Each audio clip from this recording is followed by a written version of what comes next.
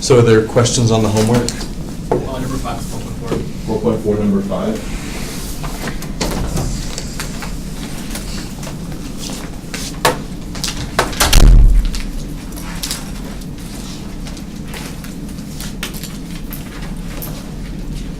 Okay.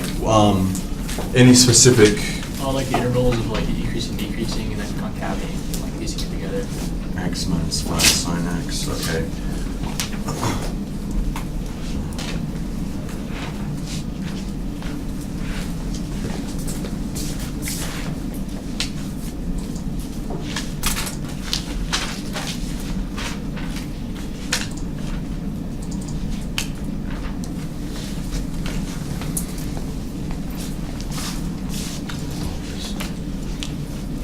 Negative 2 pi to 2 pi.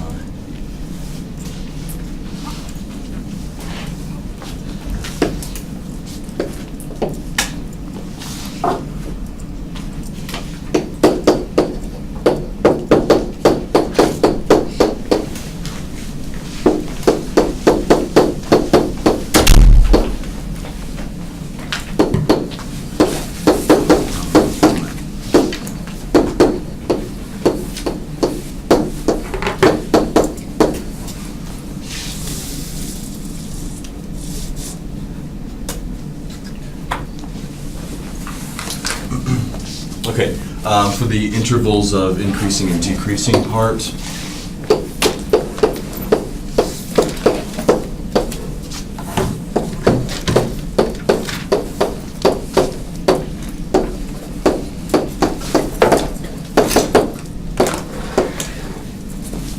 we'll look at the first derivative. So the first derivative of our function would be what? 1 minus 5 cos x. Yeah, 1 minus 5 cosine x. And then we look at where the derivative is undefined. The derivative is defined everywhere.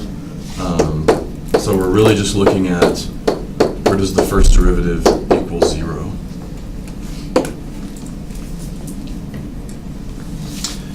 So we've got when does 1 minus 5 cosine x equal 0, and it looks like the values are going to be kind of funky. So that's when cosine of x equals to 1/5.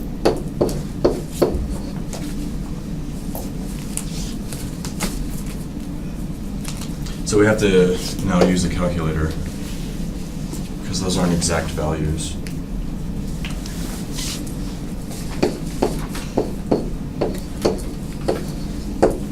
So we could start off by saying x is the inverse cosine of 1/5. Just be careful when you use like inverse, sine, cosine, because their domains and the ranges were restricted. So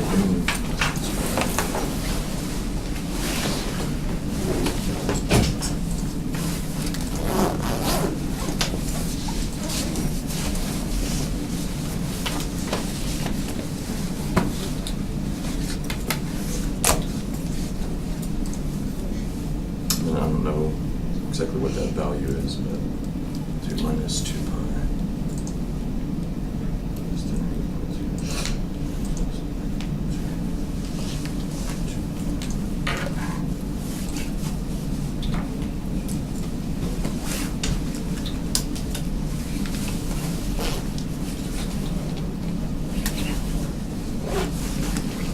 So that's 1.369. So we should have that value, 1.369.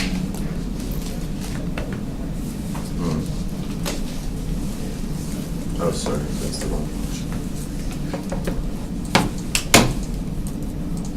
Okay. So I don't know what you all would get if you typed in inverse cosine of 1/5. If your calculator would give you 1.369. But notice there's these other two values here. How would we, what did your calculator give you? Just curious. 1.369. 1.369. Did everybody get 1.369? Okay, maybe you don't have a calculator. How do we get these other values?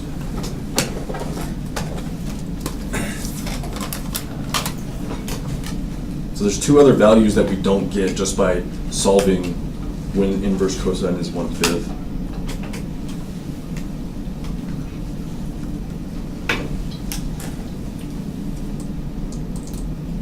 Okay, so the inverse cosine function, the range is from 0 to pi.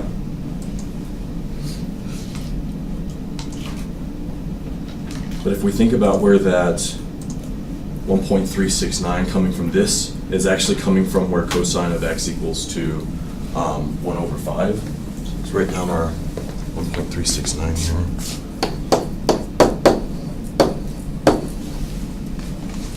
Okay, that's certainly in the interval from -2 pi to 2 pi. But how do we find any other values that may also be where the cosine of x is 1/5? We saw visually there were, what, two others? So how do we actually get them?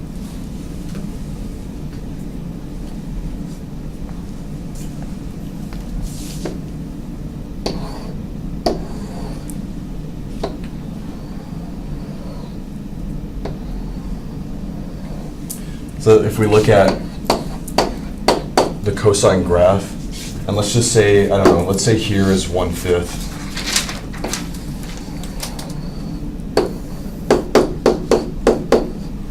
You know, maybe we found this value here. How do we get these other values? Here, or here, or here, wherever they might be.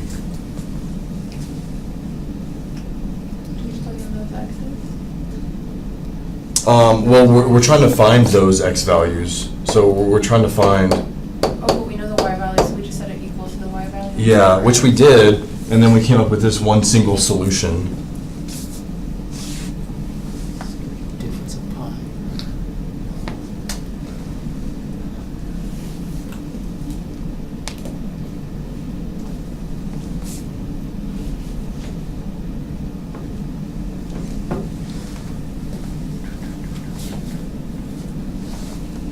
Right. Nobody seems to know. So just, like, let me get rid of that. Take this value, which we got as one critical point, and take 4.914 and subtract off 1.369. See what you get. 4.914. Right?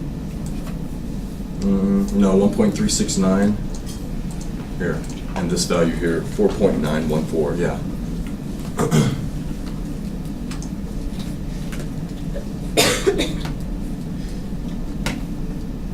Keeps going away.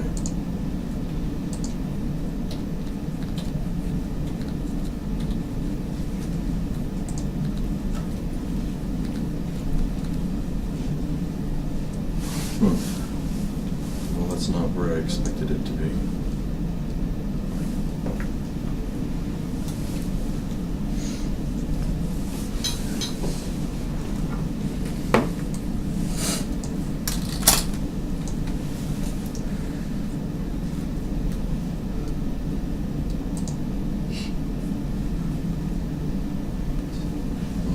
Try this one.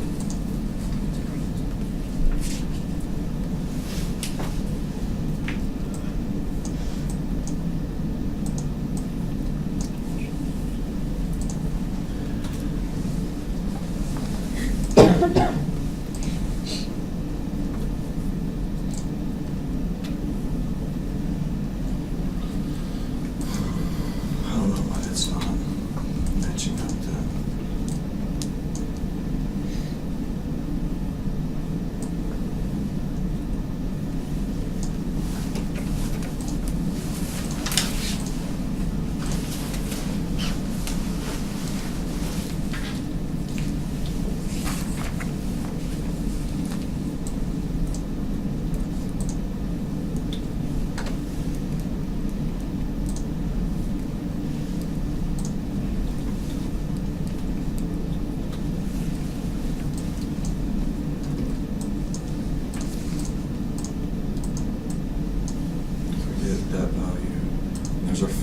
0.914.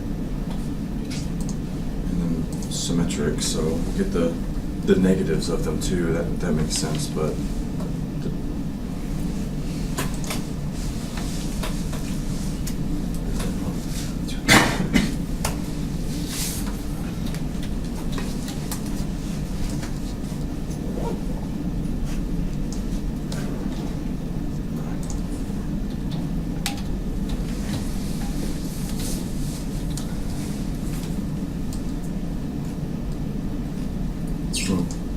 well, that's weird.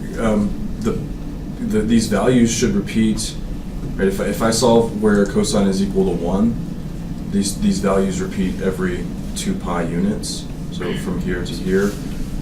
These values from here to here, every pi units. So there's nothing affecting the period here, which I'm not sure why that's there. Okay. Let me think about that. For now, let's just use what we have here with our cosine graph, giving us this point and this point, and we know cosine's an even function, so we get the negative of those two. So let me think about the difference between these two. Right, we'll just write these values down. Those are our notes.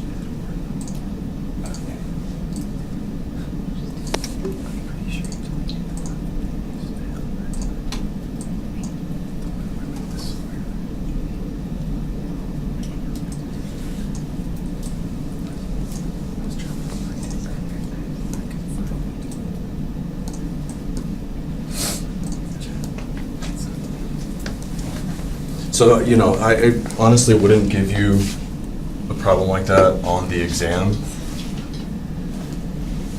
because it's not, I don't think it's very friendly to solve with your calculator by hand.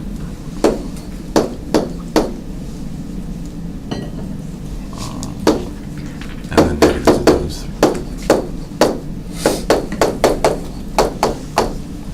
Okay. So, now we've got a test on all sides of all of those points. So there's six things we've got to test back into the first derivative.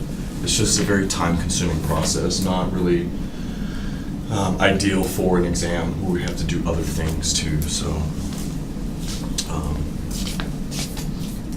just denote this as where cosine of x equals to 1/5.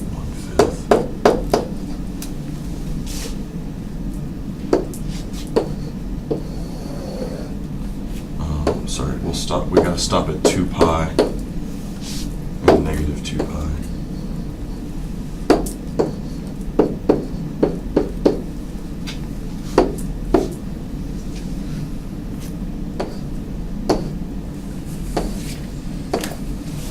So those are our critical values. We've got to test 1, 2, 3, 4, 5 things into our first derivative.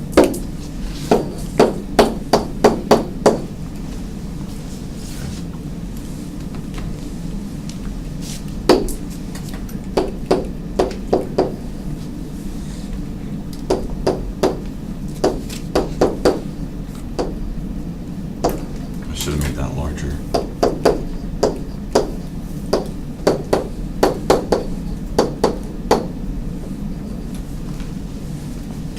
So it's just really tedious at that point.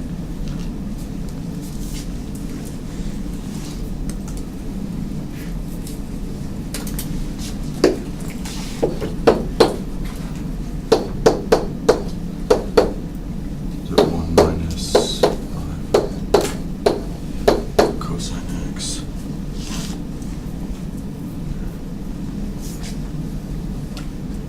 So I think that's pretty straightforward. Just plug those values into your calculator. You might could find some decent values in between some of those to evaluate for cosine. But I expedite this again.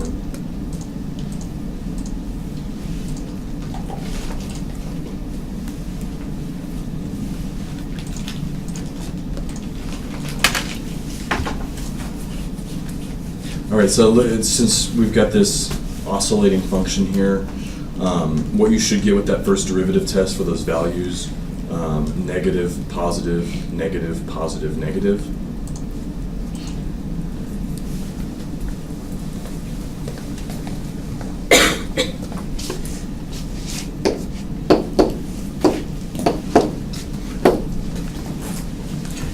So then we can determine from f prime the intervals of decreasing and the intervals of increasing, as well as where we change from increasing to decreasing or decreasing to increasing. We also have local max and local min at that x value. How did you get the 4.914? We just looked at this graph right here. Also, we were solving this. We were solving where cosine of x is 1/5. And so when we get those positive values, since cosine is negative, it's symmetric with respect to the y-axis. So it'll have those negative values as well. Kind of like x squared, where you get 1 and -1 or something like that. So that's, let me just draw this arrow referencing how we solved, for now anyways, how we solved that equation. And then the second derivative is I think a lot more friendly to solve, where it's 0 than the first.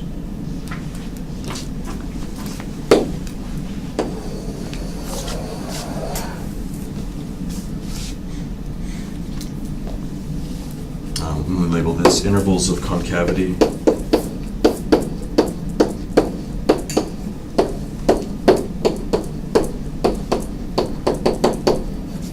And our inflection points.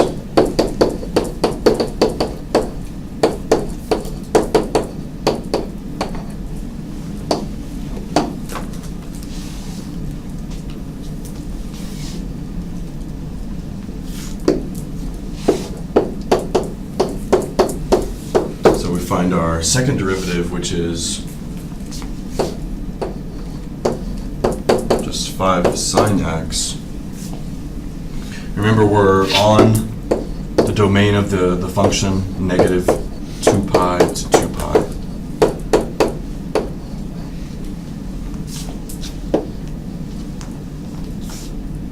It's always defined, so we're just looking for where the second derivative is 0, or where 5 sine x is 0 on that interval. So this is a lot more easy to solve. Sine of what gives us 0, in other words, sine of x equals 0 when x is what values?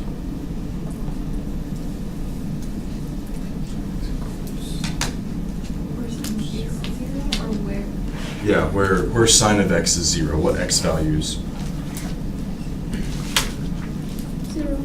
0. Pi. Pi. Negative pi.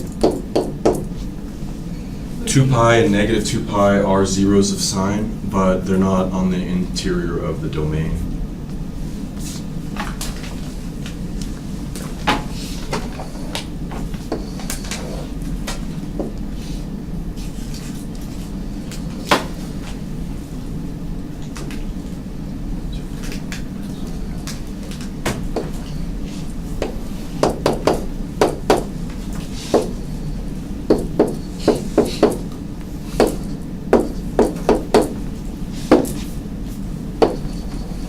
That one, that one, that one.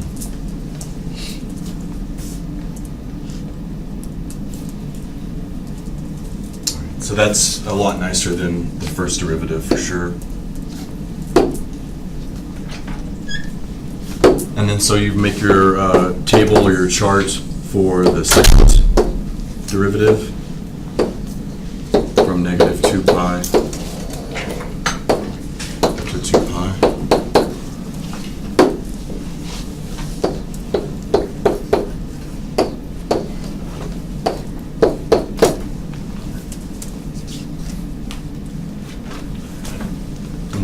for test points to plug into the second derivative.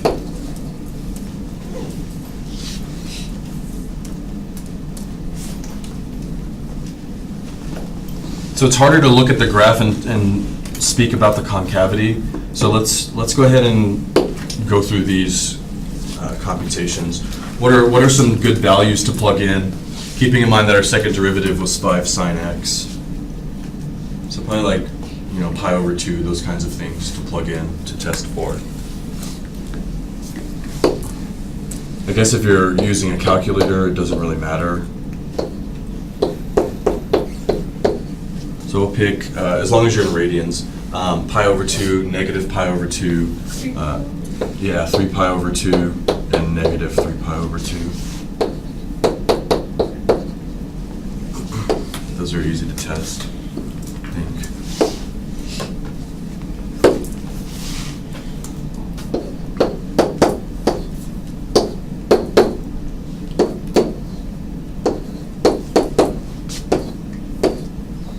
So I guess negative 3 pi over 2. Sine of negative 3 pi over 2 would give us what?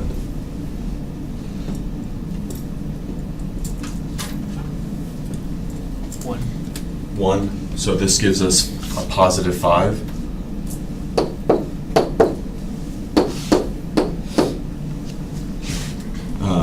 Sine of pi over 2, sorry, negative, let's go in order. Negative pi over 2.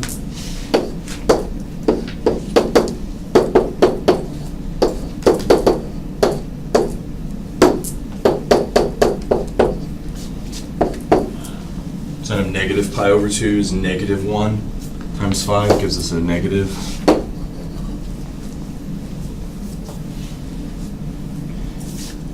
And we would continue there. Sine of pi over 2 is 1 times 5, positive.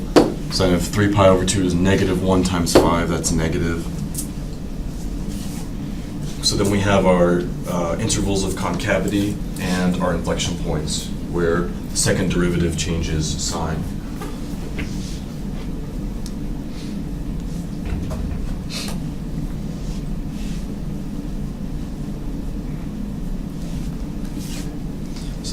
Put those two things together.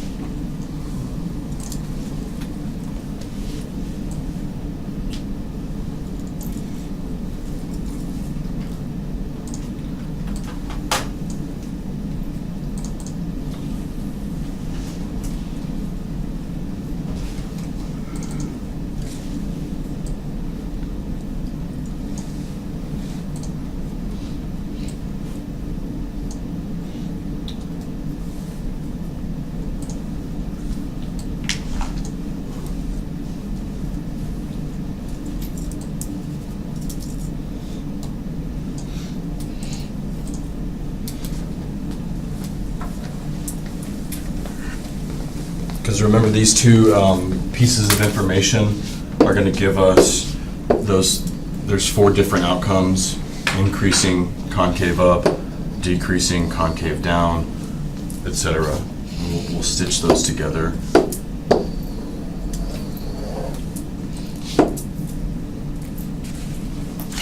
So this is going to be now for the original function f of x.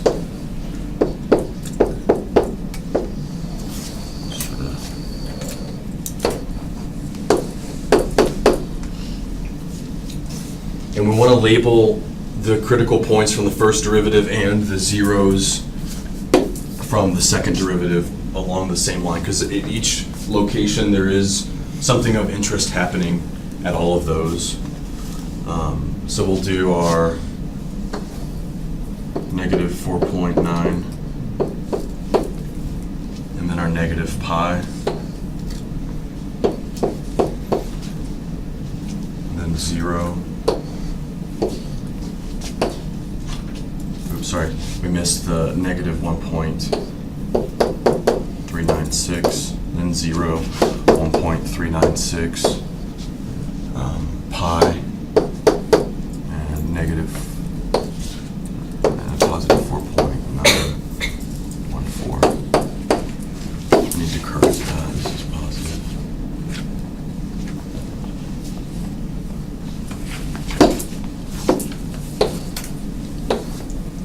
So in all of those intervals that we've got here marked, in each one of those intervals, we're going to have increasing concave up, decreasing concave down, one of those 4 scenarios. So we're just going to put all of those critical points on the line for f of x.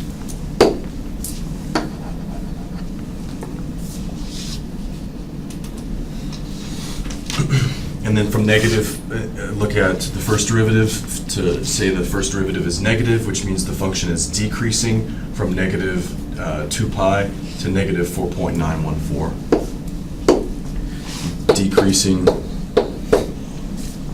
from negative 1.369 to 1.369, the function's decreasing, so we're decreasing and decreasing those 2 values.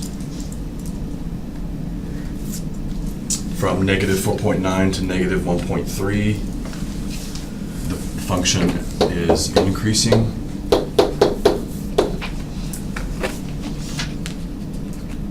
So we have to pass over or a place where the second derivative is 0, that's fine, because all we're using right now is the first derivative.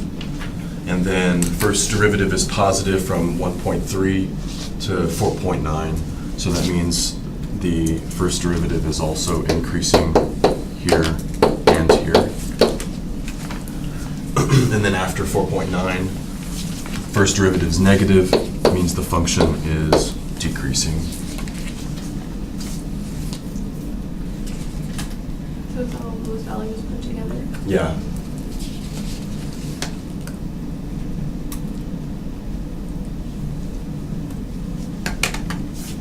So here, like this increasing here, we did actually pass over the negative pi. So the negative pi is in here. It's just a different thing from negative 2 pi to negative pi. The function is concave up because the second derivative is positive.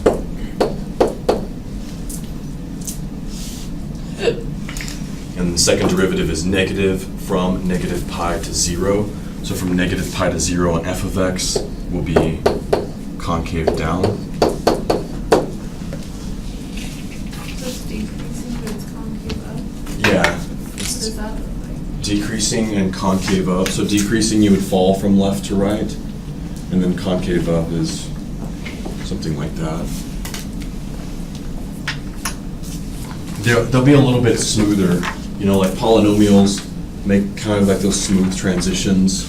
So also trig functions, they're not like increasing and concave up and then decreasing and concave down. So you just do your best to piece it together. Second derivative from 0 to pi is positive. So from 0 to pi, the function will be concave up. And then pi to 2 pi, second derivative is negative, function is concave down.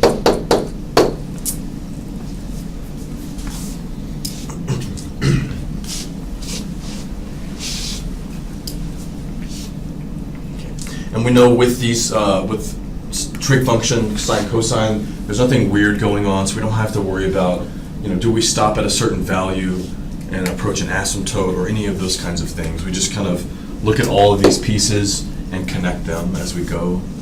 So it's decreasing and concave up. So somehow we, decrease. I'll try to get these lined up. Decrease and concave up would look something like that. And then it's increasing, so rises from left to right, increasing, concave up.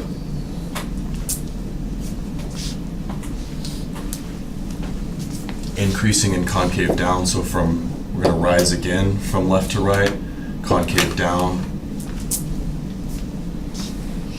Decreasing, concave down, so from here to here we're going to fall from left to right and make this concave down. Decreasing, falling from left to right again in this interval, and it's concave up. Increasing concave up.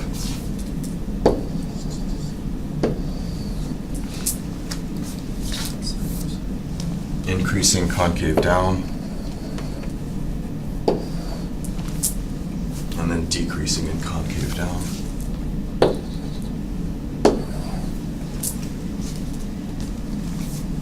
So I mean, it's not great, but it does give us the basic idea of the shape of the graph.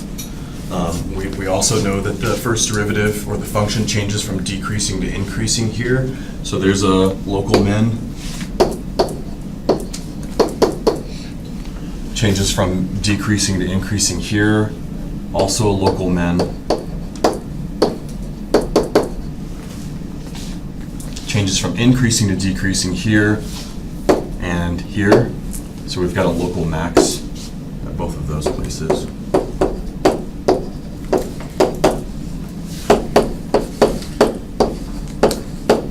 So if we're actually looking at XY coordinate system, we would have some sort of scale, because we know the minimum value, we know the maximum value, so we know how high and how low that actually gets.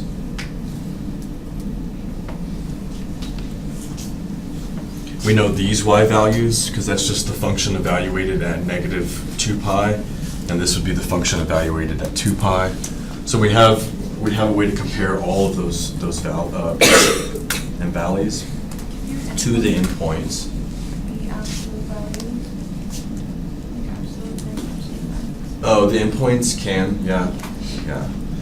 Because the process of finding the absolute max and min were to look at the critical points and the endpoints in the original function and take the smallest and the lowest y value. So again, it's not great compared to what we have here, because really when we're piecing all of this together just to get the form, there's really no scale put to that yet. But we do see that our what we have come up with matches this right here, right? It's just a little more exaggerated.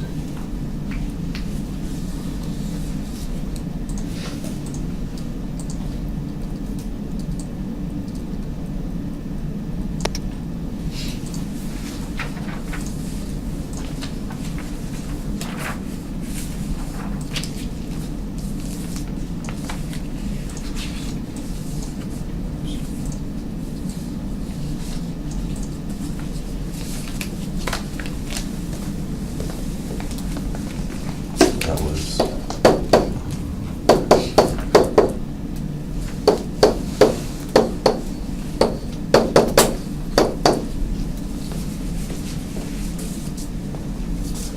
so close enough. If your graph is off on the exam, I'm really not looking for the artistic merit or accuracy of the graph. I'm looking at does the work above with the critical points of the first derivative, the zeros of the second derivative, does all of that match what should be on the graph? Yeah. So would you have us draw it like the one on the top? Um, Would that be acceptable? No, I would provide you with a coordinate system like this right here. Okay. So you would just, because you would know these y values for the local Right. max and local min. So we know this y value is way down here and this one's way up here. So that gives us the scale. But if yours is not as nice as that, but all of that information is correct, then that's all I'm looking for. Definitely not something that involved on the exam, though. And it still could be a trig type function like that, but the critical points and the values and stuff would work out a lot nicer, just so you can be more efficient.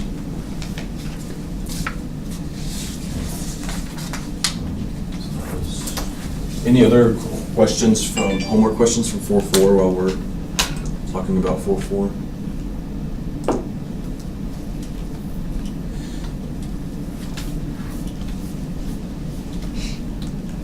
I did get rid of a couple of problems from 4.3.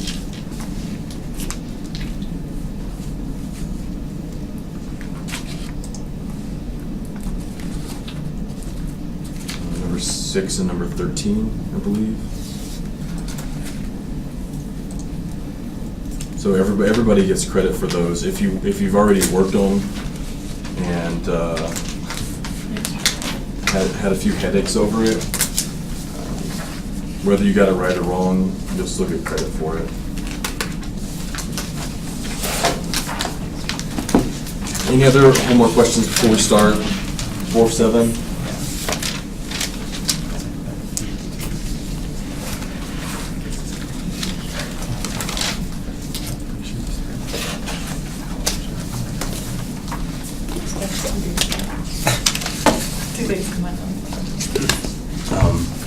So really 4-7 is about evaluating limits again.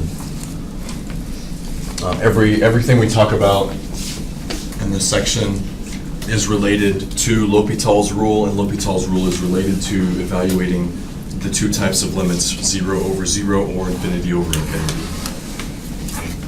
Like we mentioned that those forms arise from a limit. So we're not saying 0 divided by 0 or infinity divided by infinity. It just means the top approaches 0, the denominator approaches 0. So you can't really say anything about that initially, right? If the numerator is getting smaller and smaller and smaller, and so is the denominator, you know, there's no guarantee that they're getting smaller and smaller at the same rate. If they were getting smaller and smaller at the same rate, then we could say, you know, the limit's 1 or it's 5 or whatever. But in reality, it could have any value. Define that. So a couple of examples before we actually look at the procedure.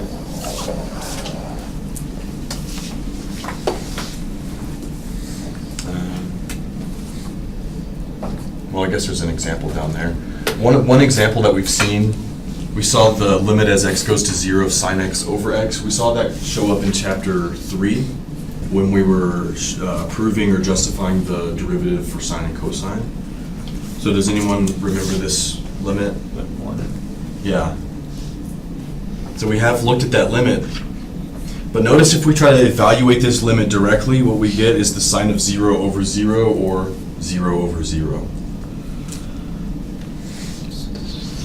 Another maybe more, I guess it's kind of a simple example, but just an example that does show us that these things can take on any value. Consider the limit as x approaches infinity on a times x over x, where a is a real number. So of course, if we try to evaluate that directly, we would get infinity over infinity. So I'll use this notation again, direct substitution. Direct substitution gives us infinity over infinity, but what do we know to be the limit there? What is the actual limit of that function as x goes to infinity? Just a, right? Because algebraically, x and x divide out. But by direct substitution, we're saying that the numerator is approaching infinity and the denominator is approaching infinity. Okay. A is any real number, so a limit of the form infinity over infinity can have any real number as its value. And I know that's, like I said, it's very simplistic, but it does justify that, you know, these indeterminate forms do take on or can take on any value, which is why we need L'Hopital's rule to evaluate those precisely. So L'Hopital's rule, this one here is applying to both cases.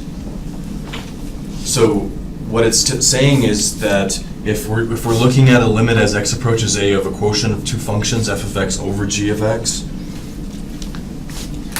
and just be mindful here that this limit here has to evaluate to 0 over 0 or some form of infinity over infinity. Positive over negative, negative over positive, negative over negative. So if that's initially what we get when we try to evaluate that limit, then L'Hopital's rule tells us what we can look at instead is the limit as x approaches a, not of f of x over g of x, but equivalently we can look at f prime over g prime. So instead of looking at the limit on the quotient of the functions, we look at the limit on the quotient of their derivatives. And also be careful here that this f prime over g prime, you're not reading that, that's not connected to the quotient rule. It's only the derivative of the top divided by the derivative of the bottom.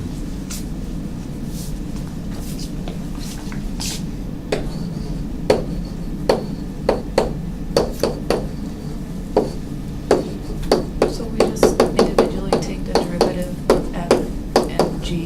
Right. And we just leave it there. Yes, Okay. exactly. Yep.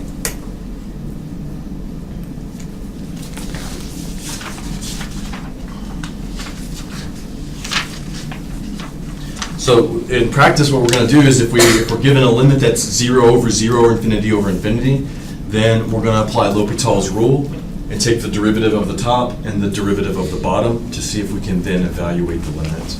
Can you use this on any limit? On any limit of the form 0 over 0 or infinity over infinity, you can use this. So if we would have known this before, we could have used this. Yeah.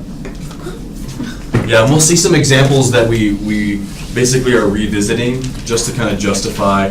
A lot of the limits at infinity that we looked at, especially with rational functions, are way easier to evaluate with the methods we've already looked at, as opposed to using this. We'll see a few examples, but yeah, we can anytime you have a limit that's of this form, you can use L'Hopital's rule.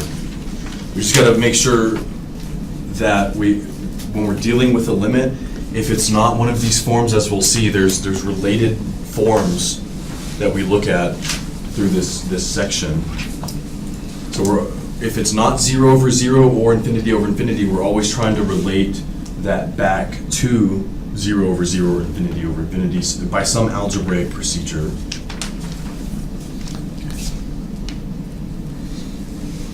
So we could replace x approaching a from the left, from the right. We could make x approach infinity or negative infinity. It's really all the same. So this x approaching a is just the most basic statement. So an example of that would be this limit here as x approaches 0. A direct substitution gives us 0 over 0.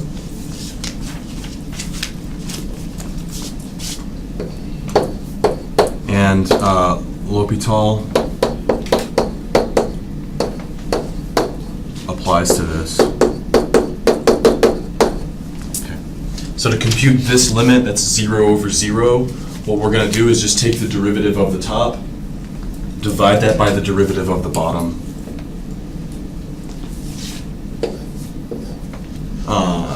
I don't believe your textbook does this, but I would prefer that when you apply L'Hopital's rule that you put an h over the equal sign, just so that you're clearly indicating when you're using the rule.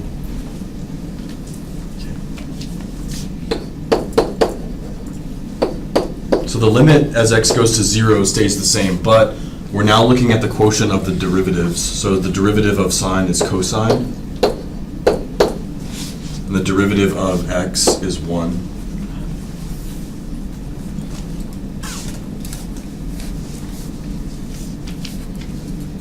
So we've applied L'Hopital's rule once, and then we look at that limit and say, well, now can we evaluate it? Yeah, the limit as x goes to 0 on cosine is equal to 0. Sorry, is equal to 1. So 1 is equivalent to this limit, which is equivalent to the original limit. So the limit as x goes to 0 sine x over x is 1.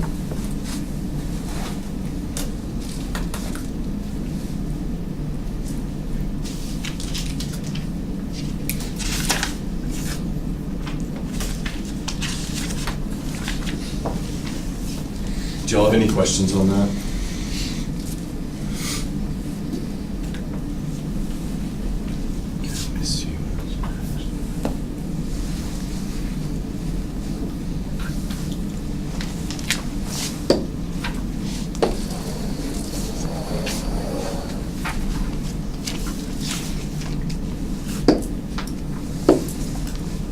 So just to kind of get a sense of, well, do that.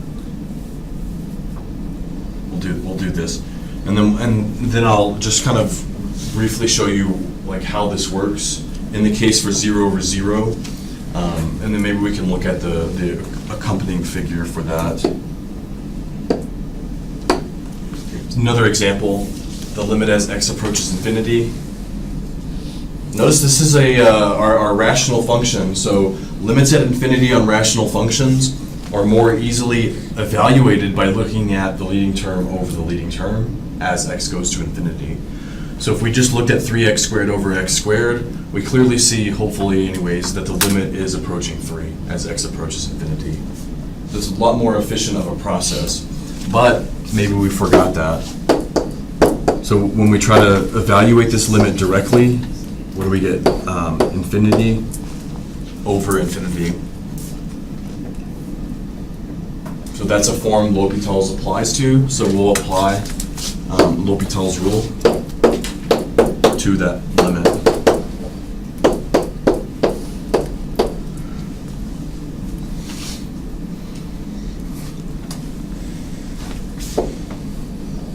It's the derivative of the top, which is 6x minus 1, divided by the derivative of the bottom, which is 2x.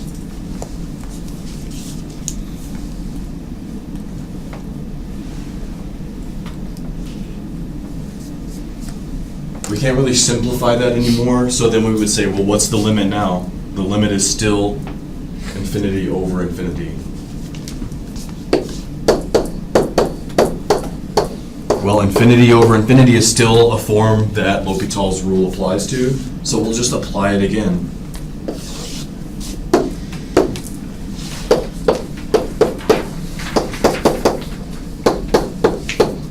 So we're going to take the derivative of the top once more. Derivative of 6x minus 1 is 6, and over the derivative of the bottom, which is 2. And then clearly now we see that's just 3.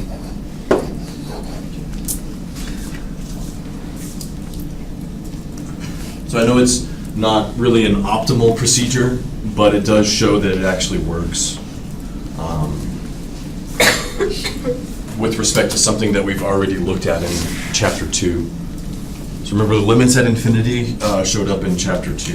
It was like 2.5, I believe.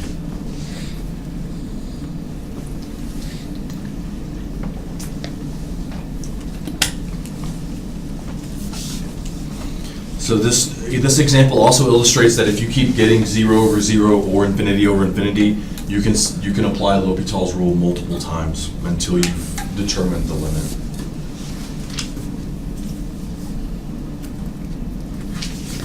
Anyone have any questions?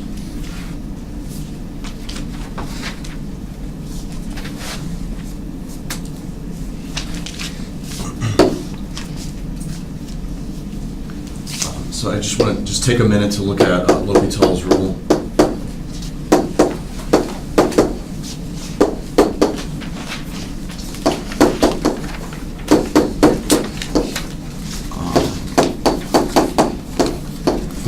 For the case where it's 0 over 0.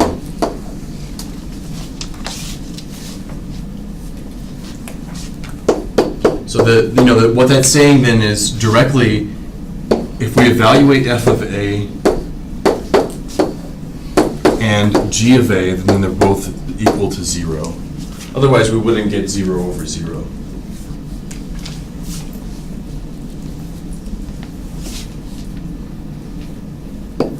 I don't know why I wrote that, but that's what we're dealing with. And then what we'll do is we'll construct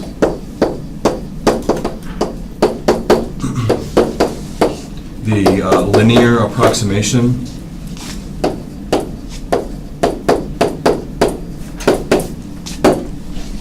of both f and g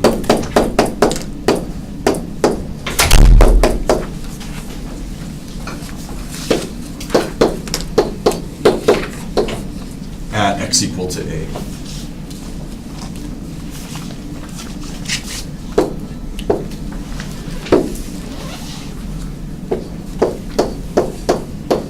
So that's from what, section 4.5, 4.6? And what it says is that f of x is equal to its linear approximation, which is f of a plus f prime of a times x minus a. And the linear approximation for g of x is g of a plus g prime of a times x minus a.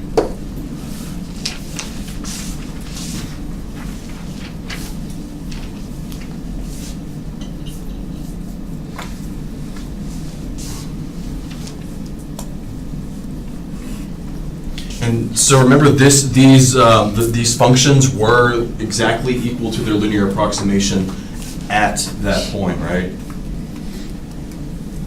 But in keeping in mind that we're computing a limit, limits are just approaching that point or that value.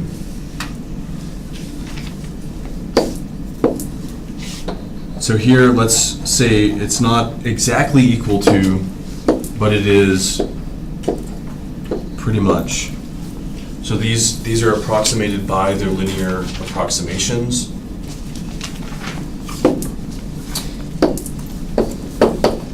And then we'll just say they're approximate for x near a.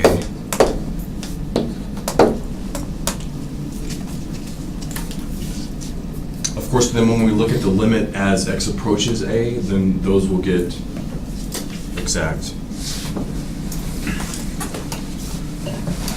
And that's really the main idea behind this case of L'Hopital's rule and how it works. So if we look at the limit as x approaches a on f of x over g of x,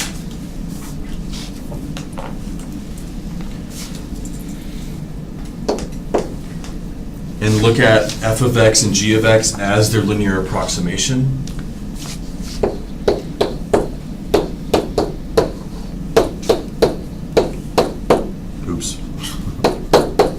should be f. I was looking at g, but it should be f. Still computing the limit as x goes to a.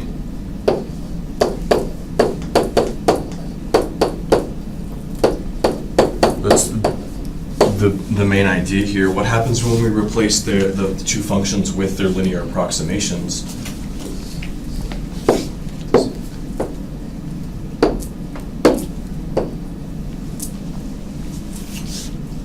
Do we know anything about f of a and g of a?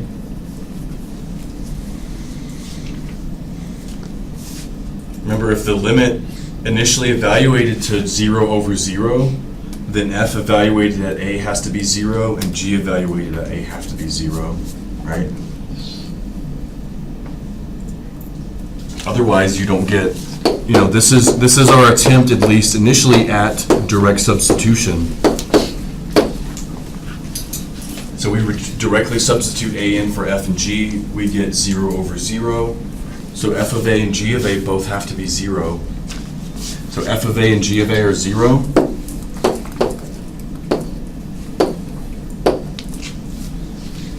Then what we're left with is f prime of a times x minus a over g prime of a times x minus a.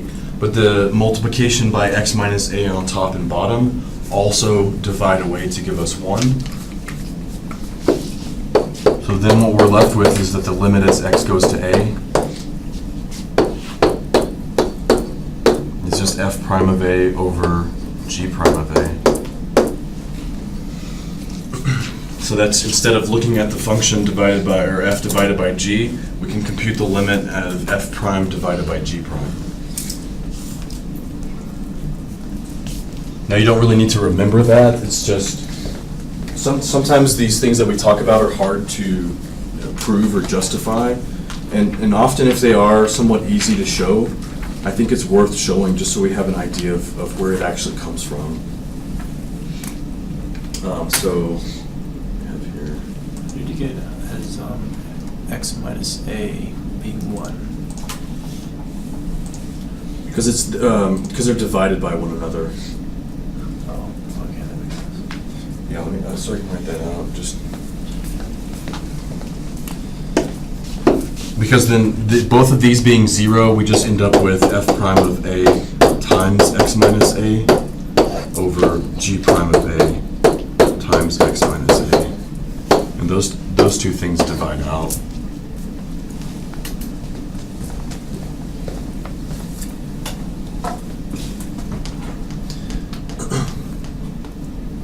So here's the visual for that scenario.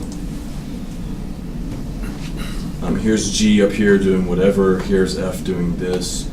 But both of them have to be 0 at A. So notice this line here is the linear approximation of, or to F at A, and the line here is the linear approximation to G. So we know that as we get closer and closer to A, it's exactly that line. So that's how come we're able to replace basically the derivative here and the derivative here with the function f and the function g. Do y'all have any questions about that? Hope that at least gives you a little bit of sense of, how come we're able to do what we're doing.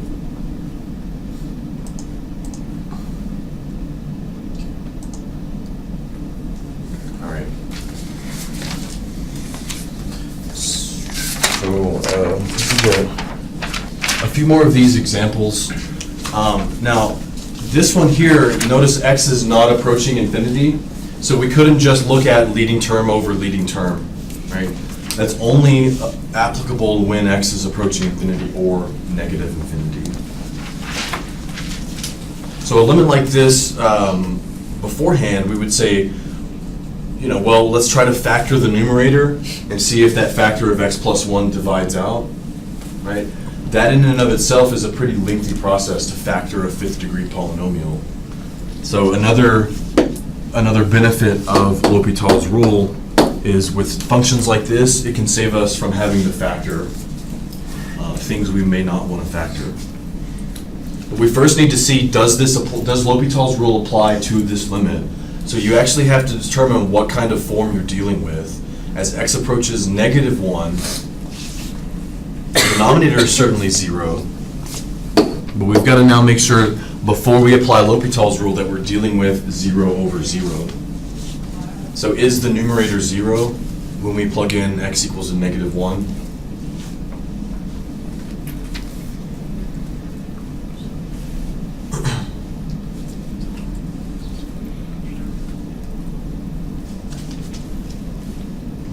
So here you'd have -1 plus 2, -1 plus 2, -4 plus 2.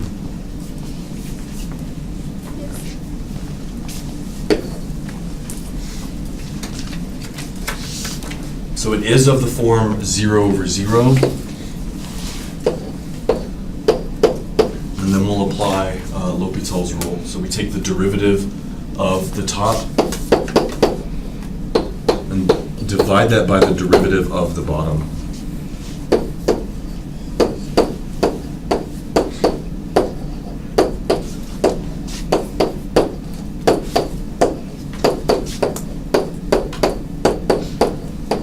So there's the derivative of the top. And then the derivative of the bottom is just 1. So with one application of L'Hopital's rule, the issue has gone away. Can we evaluate that directly? Yeah, because we're not dividing through by 0 anymore. That has to have some finite value.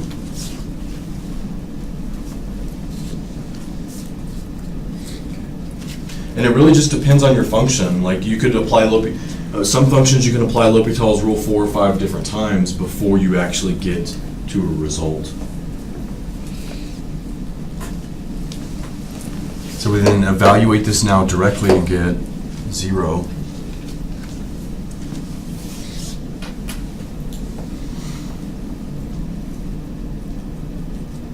And it's helpful, again, to remember when we compute a limit, what we're actually doing. I mean, it's fine to be able to compute a limit, but with respect to the function, x to the 5th plus 2x to the 4th, blah, blah, blah, divided by x plus 1. What does our limit actually tell us is going on with that function? Has to go horizontal. Asymptote -1. Okay, so remember, be careful with I mean vertical. the asymptote stuff. The horizontal asymptotes were the end behavior, like what happens way out here and way out here, right? In other words, as x approaches infinity or negative infinity, what happens to the function? So whenever you have a limit at infinity, that will describe a horizontal asymptote. Vertical. We're approaching a finite number, but is the function defined at that value? No, because we divided by 0. Then we have to determine, is it a vertical asymptote or is it a hole? How do we know it's not a vertical asymptote when x is -1? Guess you can solve for it. Kinda, yeah. So if there was a vertical asymptote here, You guys want to do this? yeah, and I approached my vertical asymptote, whatever the scenario may be, maybe it's this from this side and maybe it's this from this side or something different. But in any case we approach a vertical asymptote, what do the y values have to approach? Infinity, right? That's vertical asymptotes, the y values are getting larger and larger. So we're approaching a finite number, and the y values are also approaching a finite number. The function is undefined at that value, so it has to be a hole. It can't be an asymptote. If our answer was infinity, then we would say that at x equal to -1, we have a vertical asymptote.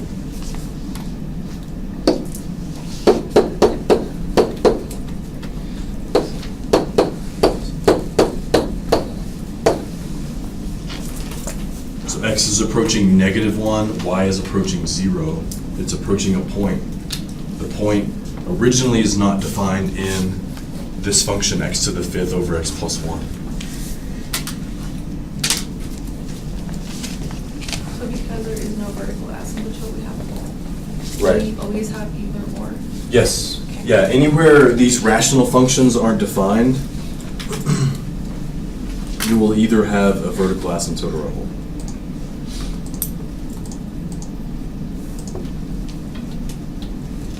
And the other ones didn't have either or because they were approaching infinity.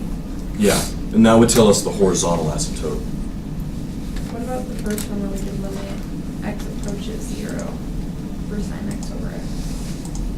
For sin x over x, the function is undefined, but we approached a finite number. So that's as x approaches 0, y approaches 1. That's a point, 0, 1, which is a hole.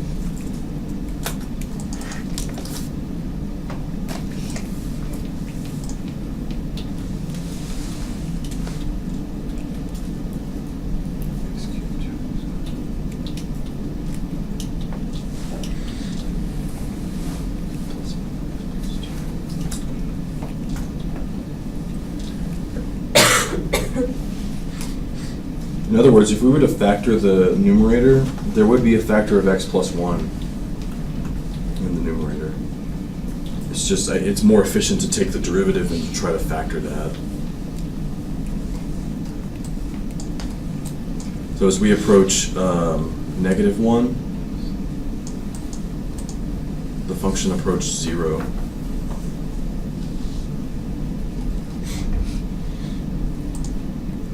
So that's actually a hole, because clearly this function is not defined when x is -1.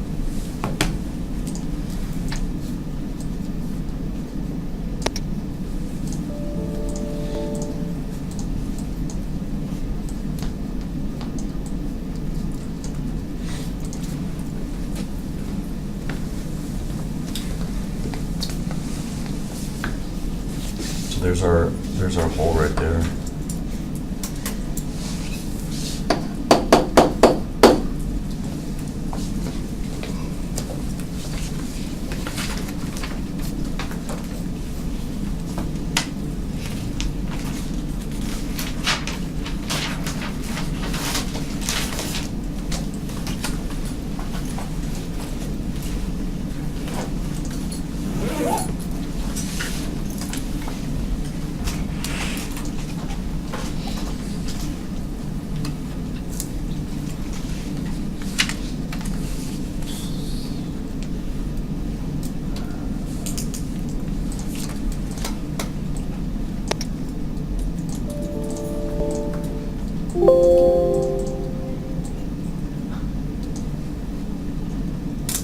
just to show you here, the other techniques, we still have those techniques. They're still valid.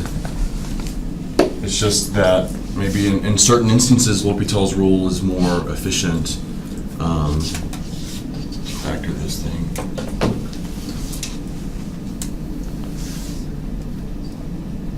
Oh, well, let me copy. I'll try to remember that. 5x to the fifth, 2x. 1, 2, 1, 2,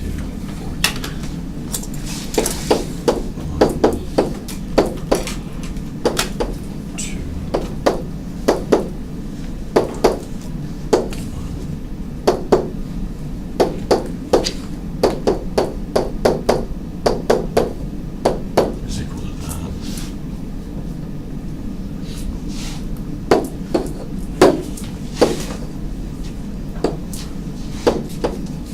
All right. X cubed, 2x squared, yeah. Okay, so if we were to take the time and actually factor that out, we would come up with x cubed plus 2 times x plus 1 squared. So looking at that limit again, we'd have this over x plus 1, which means it's this over x plus 1, which means that it's x cubed plus 2 times x plus 1. And then it's the limit as x approaches -1, because that's just our simplified version. In what was it, chapter 2, that's how we handled those things. If we saw that we divide by 0, then we have to get that factor out of the denominator by canceling it with something in the numerator. So we see then, if we compute the limit on this as x approaches -1, the limit as x approaches -1 gives us 0 right there, so 0 times all of that stuff gives us 0.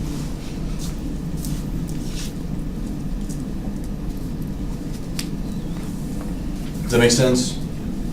It's a lot easier in this case to use L'Hopital's rule, because it just, we applied the derivative of the top once, derivative of the bottom, and then we got what the actual limit was. Any questions on that example?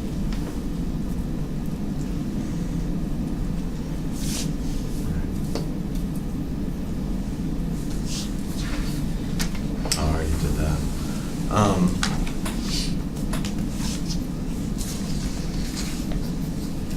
So we're behind. I mean, that's not surprising, I hope. So we're gonna have to probably use the next class, which is scheduled to finish 4.9 and start a review to talk about 4.9, because we've got our third exam a week from today.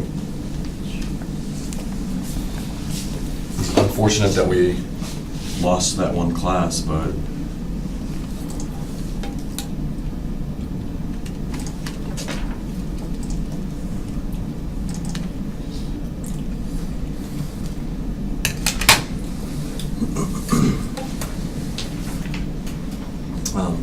yeah, so this one here, the homework question from 4.4, number 5, when we were trying to solve cosine x equals to 1/5, I would, just being dumb, I guess, I was just trying to compare these two. But honestly, the way we think about this is that the period of cosine is 2 pi. So, you know, where these values are, they should be 2 pi units apart. The problem with using our calculator here and getting just this 1.369, we can certainly subtract 2 pi from 1.369. So if we were to take that calculator value, 1.369, and subtract 2 pi, that's how we would come up with that other value of -4.91. But then if we looked at that value and we add 2 pi to it, we get 7.6, and that value is outside of the specified domain, so that value is larger than 2 pi. But we can get 2 of the values this way. And so when we think about, well, this is the cosine of something is 1/5, where else is the cosine positive?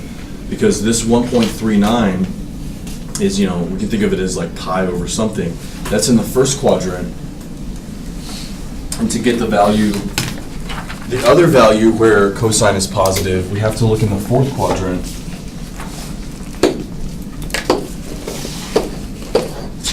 So, our calculator's giving us this as the 1.369. But cosine is also positive down here. So this, since it's symmetric, but this one's negative, that's our negative 1.369. And then if we take the negative 1.369 and add 2 pi to that one, that's where we're getting our positive 4.914.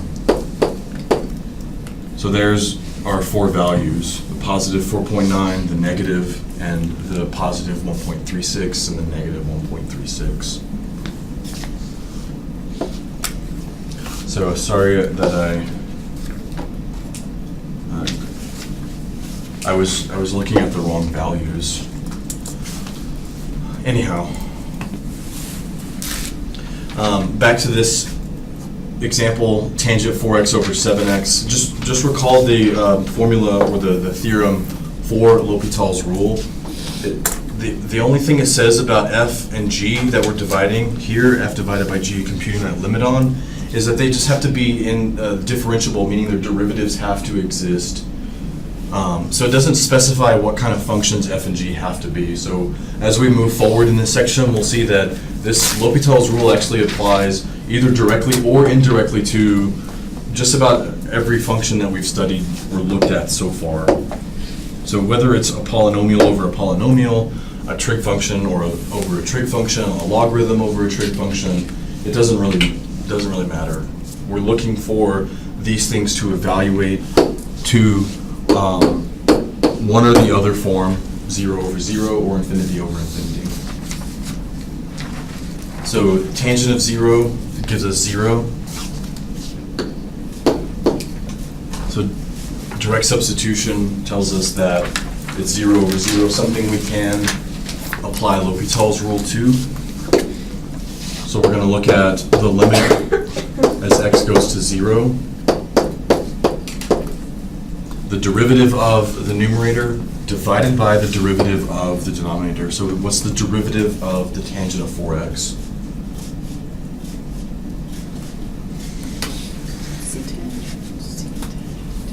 That's derivative of secant. Tangent secant. Derivative of secant. Secant squared, negative secant Yeah, squared.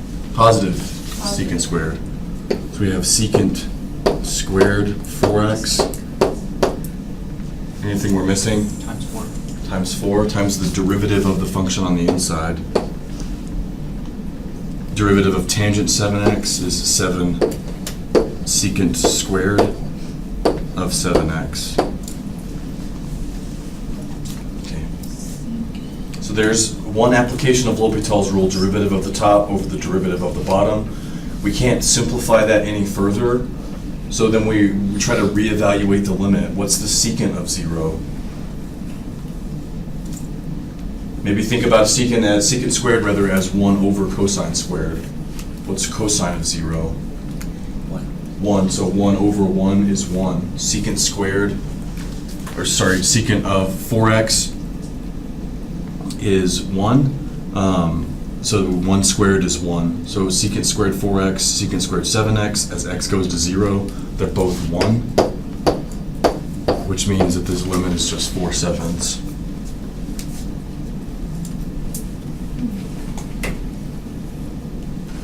Again, x is approaching a finite number, y is approaching a finite number, which means that if we look at the graph tangent 4x over tangent 7x, you have a hole at 0, 4/7.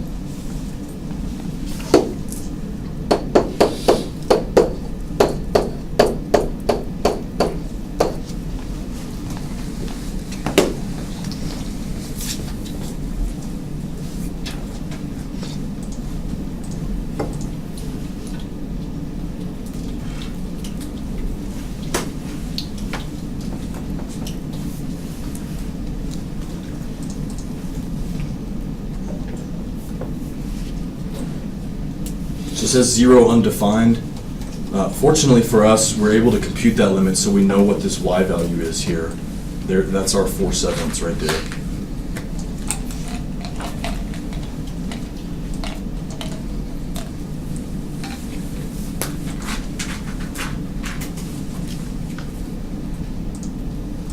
Yeah, we already did that just a couple pages earlier. Okay. Do y'all have any questions on this?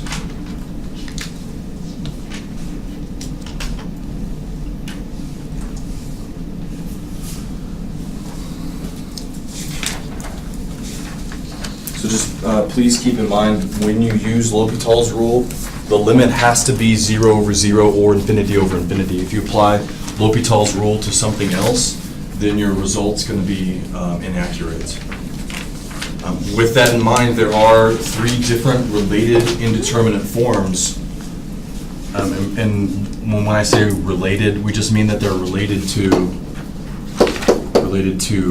either 0 over 0 or infinity over infinity.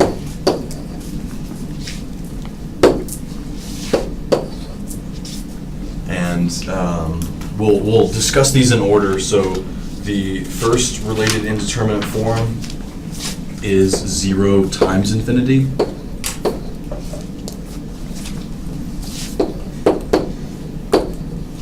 And this form has to come from a product, so it has to come from the limit as x approaches a of f of x times g of x. So one function is getting smaller and smaller, and the other function is getting larger and larger.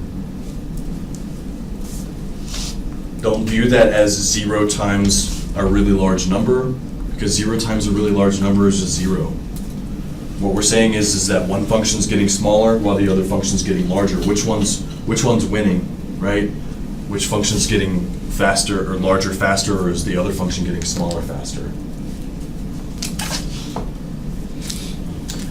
And we'll talk individually about these. The second indeterminate form is infinity minus infinity, and this has to come from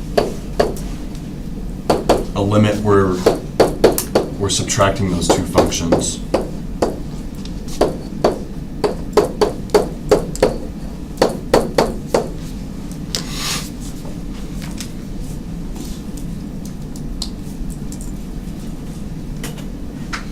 So again, the notation isn't infinity minus infinity equals 0.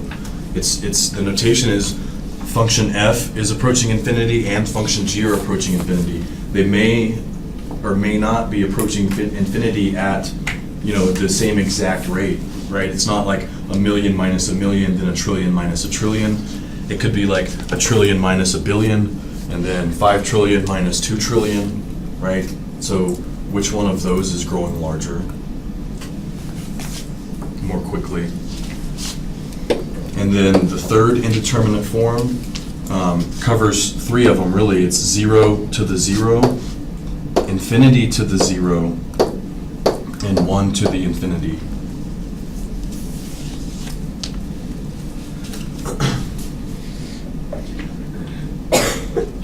So honestly, when we see situation 3, 2, or 1 in the sense of a limit, we've got to know that those are related to L'Hopital's rule, and each one of them requires a different algebraic manipulation to get it back to a quotient. So think about L'Hopital's rule as applying to a quotient, 0 over 0 or infinity over infinity. So really, when we talk about either one of these 3 forms, what we have to keep in mind is, how do I turn form number 1 into a quotient? How do I turn form number 2, where it's subtraction, into a quotient? And how do I turn this exponentiation stuff back into a quotient? This form comes from everyone's favorite type of function, where it's f of x to the power of g of x.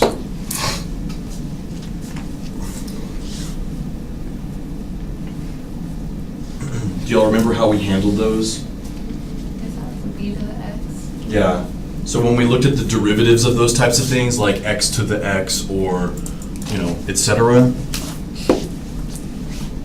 what we used was the fact that, if maybe a to the b power is equal to e to the b times the natural log of a.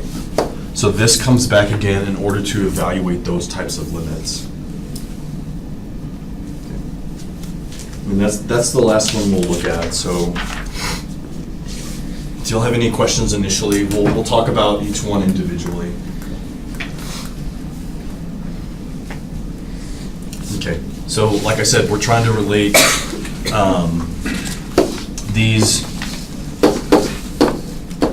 both of these forms, or all three of these forms rather, back to a quotient. So the first indeterminate form related to L'Hopital's was 0 times infinity. And then really the question here is, how do we turn that product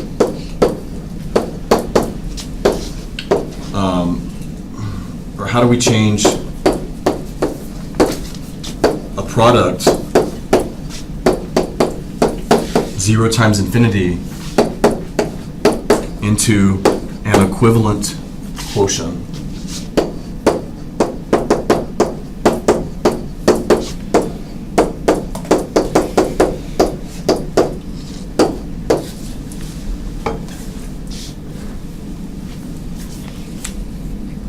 So how do we take something that's f of x times g of x and express that as a quotient of two functions?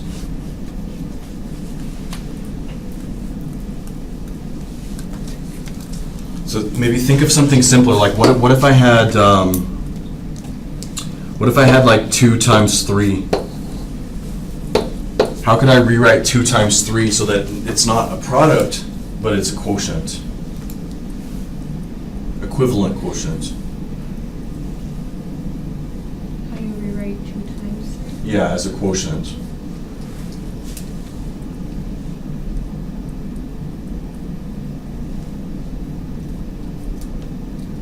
Can't you just put a negative exponent on the 3, I guess? Yeah. So the negative exponent on 3, and then but we have to divide, so we could look at it a couple of ways. We could say it's 2 divided by what would equal 2 times 3? 3 to the negative 1. Yeah, 3 to the negative 1, which is 1/3. So isn't 2 divided by 1/3 equal to 2 times 3? But couldn't we also say 2 times 3 is equal to 3 divided by 1/2? Isn't that the same as well? Okay, so that's how we handle the quotient, or the product here, f of x times g of x. There's 2 ways we can approach that. One, we could say that's equal to f of x divided by 1 over g of x. Or we could equivalently say that it's g of x divided by 1 over f of x.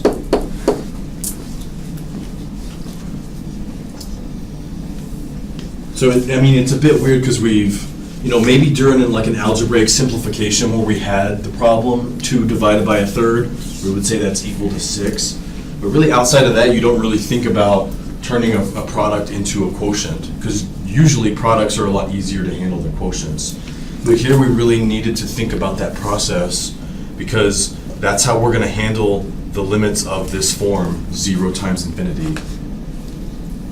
So in order to turn that product into a quotient, we've got 2 options. Now notice if, like here, let's just keep this the same. If x approaches a, then f is approaching 0, and g is approaching infinity. So if we rewrite our product as the quotient, f is still approaching 0, and g is approaching infinity. What is the overall quotient approach? 0 over 1 over infinity is approaching.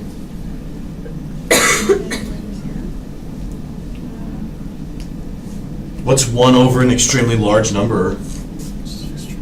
Extremely small, right? So f is approaching 0, and 1 over g is approaching 0 as well. So we've got 0 over 0. Same thing here. G is approaching infinity. F is approaching 0. 1 over a really, really small number is a really, really large number. So this is our 0 over 0 situation. This is our infinity over infinity situation.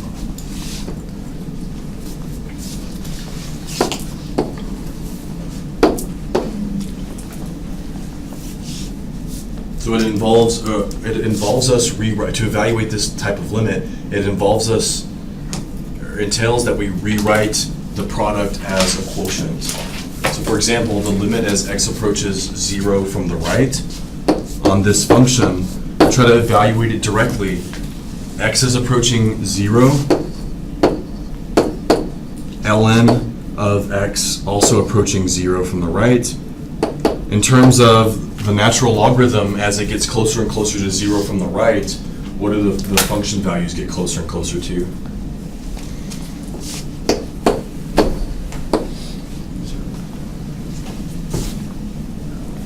So that's this function here, negative infinity, right? Okay, so that's direct substitution. That gives us 0 times negative infinity, which is the indeterminate product, 0 times an infinity. So let me just note this before we apply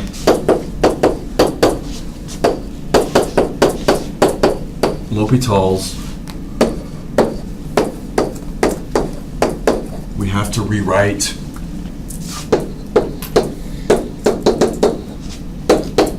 x ln x as a quotient.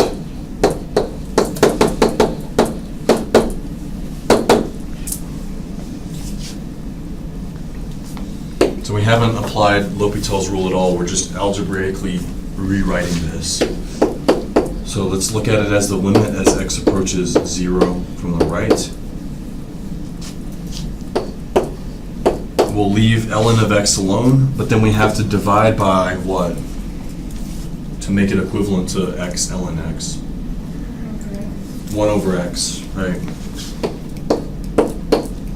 We have to divide by the reciprocal of the other factor.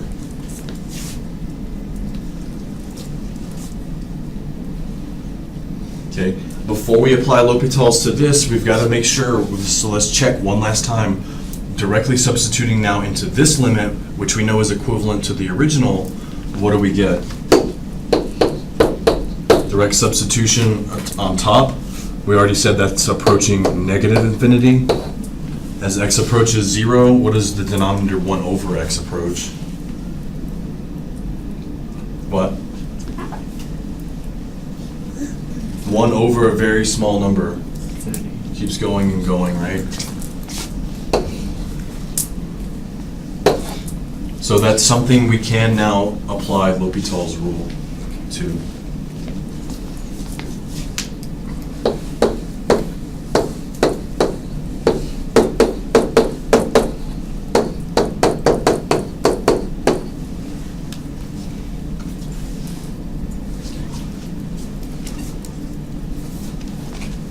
So let's look at it this way. We're taking the derivative of the numerator, so the derivative of the ln of x, and we're dividing that by the derivative of the denominator.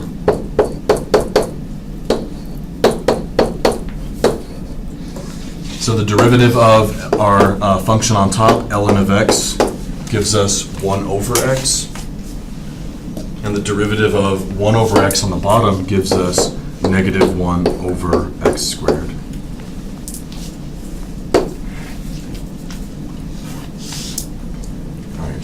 So this limit that we're looking at here is of the form infinity over infinity. So we're applying now L'Hopital's rule to that limit.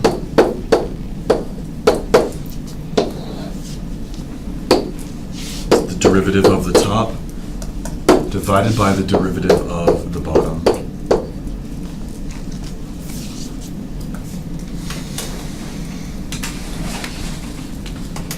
So notice if we try to compute this limit now as it is, the top is going to infinity, the bottom is going to negative infinity. We still have infinity over infinity, so we would keep applying L'Hopital's rule to this, and it would always be infinity over infinity. So what seems like a more reasonable thing to do here before we reevaluate that limit?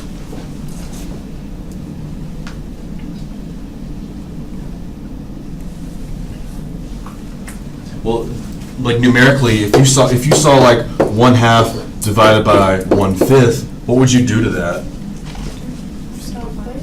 Yeah, you would simplify that. You wouldn't leave it like that. So we've got 1 over x over negative 1 over x squared. Can't we simplify that? And that's kind of the unwritten caveat to L'Hopital's rule. The process is make sure it's of the correct form. When you apply L'Hopital's rule, always simplify what you get. Then reevaluate the limit. Apply L'Hopital's rule, simplify, reevaluate. L'Hopital, simplify, reevaluate. That's always the process.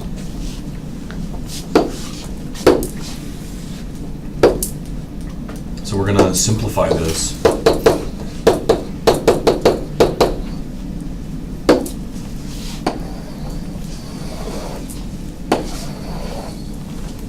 Okay, so what is 1 over x divided by negative 1 over x squared?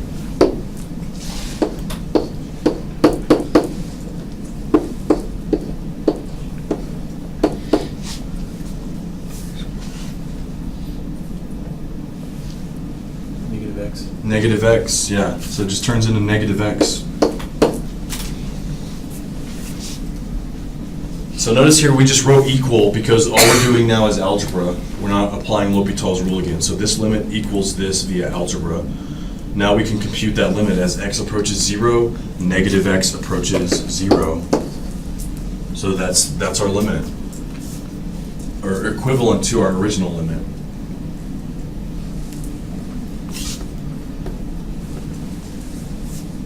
That's our final answer. The limit as x approaches 0 on the function x ln x is 0.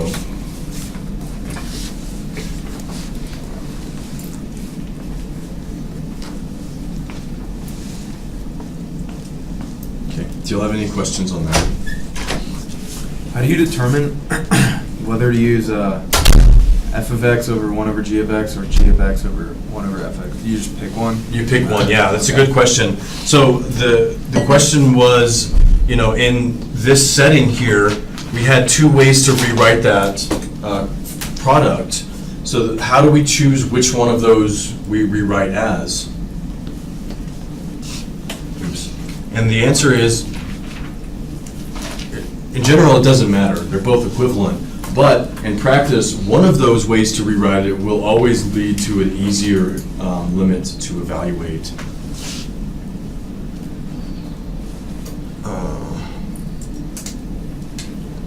Is there like a Yeah. certain one that you should use for a certain type of problem? Yeah, we'll see that with this example and the next example. But this is kind of why I have this rewritten here, because in part 1 we chose to say, let's leave ln alone and divide by the reciprocal of the factor of x. So what about here if we chose the other route? Let's take this one and rewrite as the limit. This time we'll leave the factor of x alone and divide by the reciprocal of the natural log.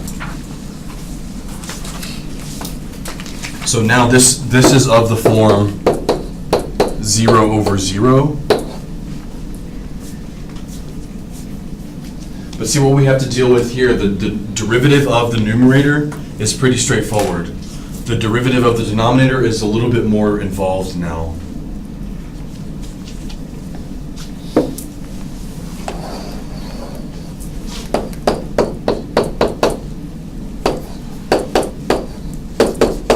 Because the derivative there, we have to now take the derivative of 1 over the natural log of x. Whereas in the previous one, we had a derivative on top and bottom that were easier to compute. So in that respect, I would stick with the first method. It's not that the derivative of 1 over the natural log is difficult to find, but in respect to the two that we just did, these derivatives are a little bit more difficult. So this is a little bit more difficult.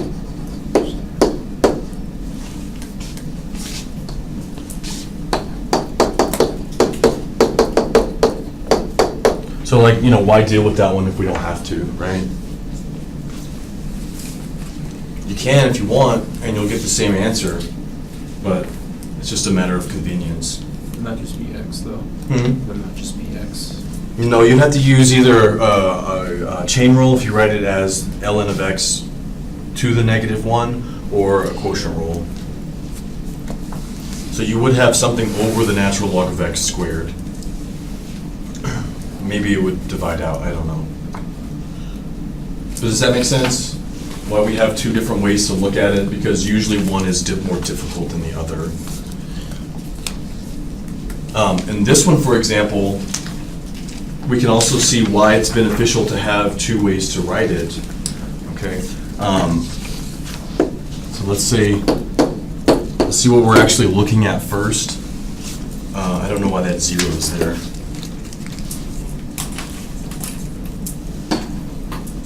So the limit as x goes to -infinity, x goes to -infinity. What is e to the -infinity approach?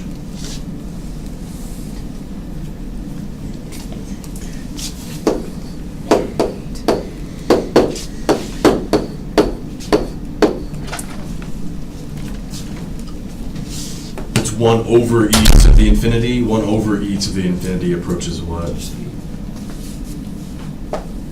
0. 0.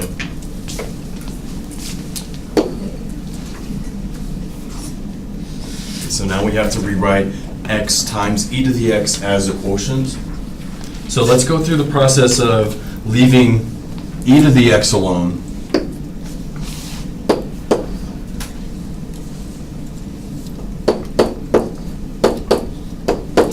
And write it as e to the x over 1 over x. And then compute that limit.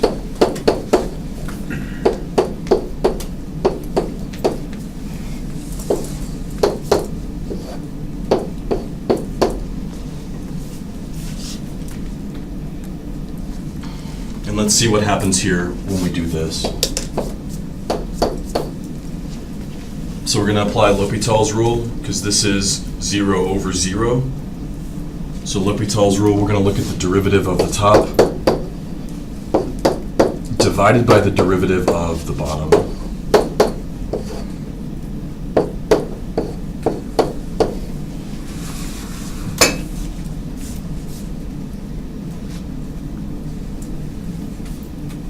So then the process is, after we apply L'Hopital's rule, you want to simplify this.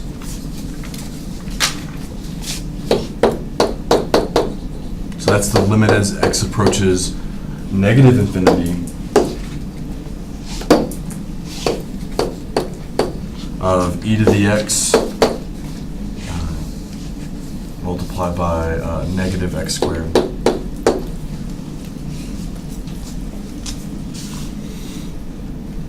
So maybe you can already tell where that leads us. That leads us to the same kind of problem we had with the original limit. The original was x times e to the x. Now we have an x squared times e to the x. So then we would say, well, that's the same kind of situation. Rewrite that as a quotient, then apply L'Hopital's rule to that.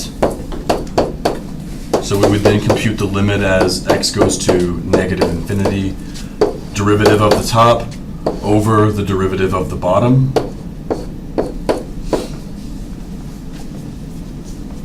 It's even more complicated situation than the original, because this is now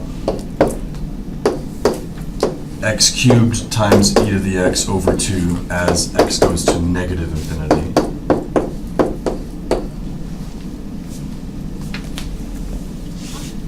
So, do y'all see that if we keep doing this, you're always in the same predicament that you started with? You're always looking at a limit that's infinity times 0 if we take this route. So that would just keep going on forever.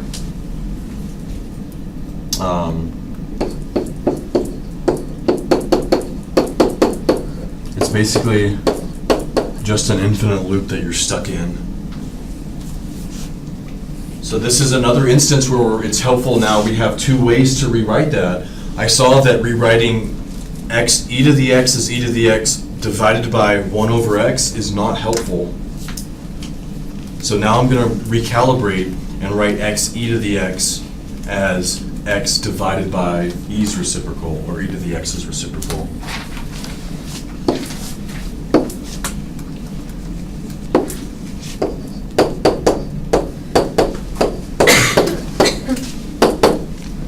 I mean, we're not starting completely over, we're just reformulating x e to the x as x over 1 over e to the x.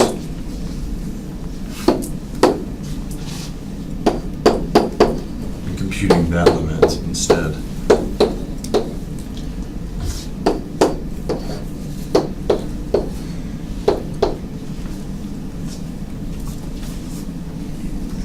Do y'all have any questions about that?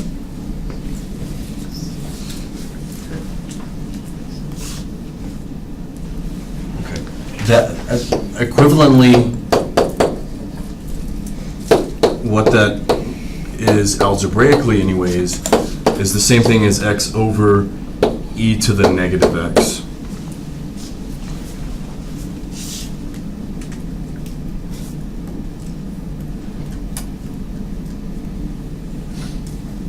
So let's see what happens as x goes to negative infinity.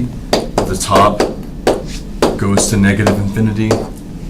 As x goes to negative infinity, e to the negative infinity goes to what?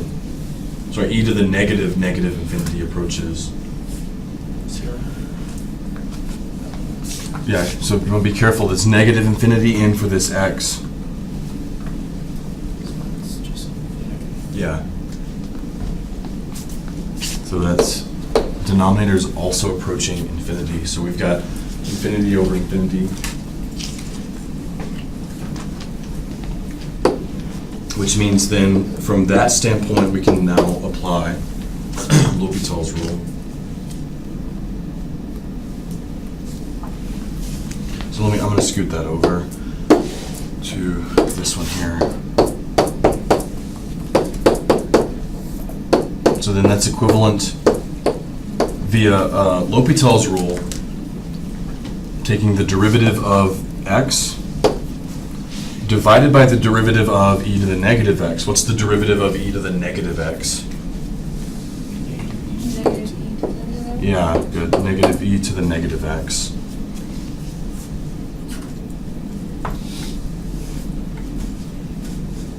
So there's L'Hopital's rule applied once. Now, before we reevaluate the limit, let's simplify this.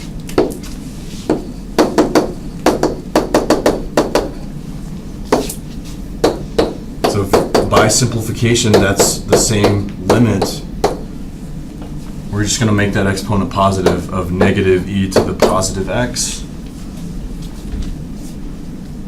And as x approaches negative infinity, what does negative e to the x approach? 0. 0.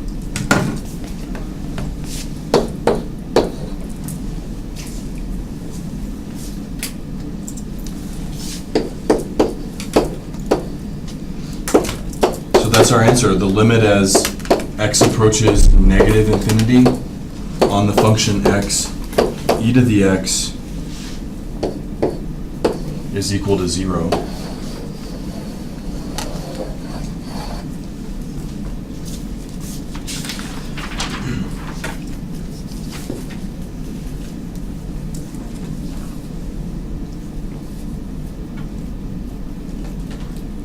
Do y'all have any questions?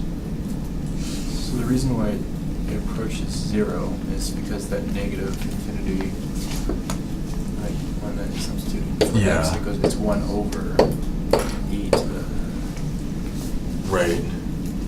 infinity, so that limit will be 0. Yeah. That makes sense.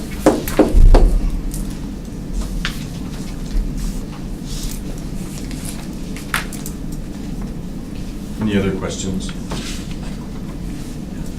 That's a vertical asymptote, isn't it? Okay, so this time we're computing the limit at negative infinity, so that's going to tell us what? Horizontal. A horizontal asymptote, right? So the in behavior of x e to the x on the far left is that it's flattening out to 0.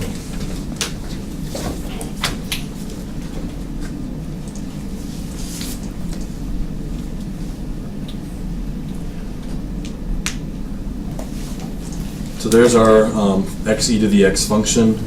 As we go out towards negative infinity, we see that it's flattening out.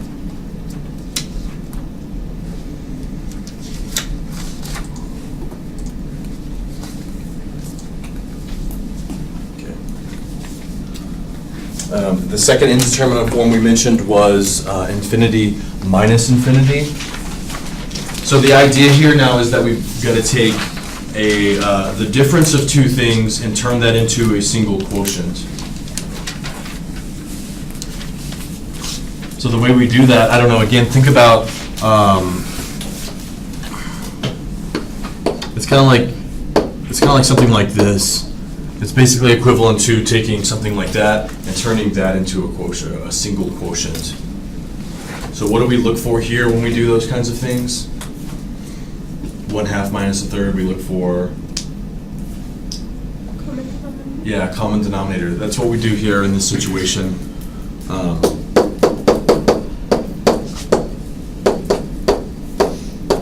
Find a common denominator to write as a quotient. That's the procedure when you have a limit that evaluates to infinity minus infinity. What happens if you have a limit that evaluates to infinity minus a minus infinity? What would that limit be?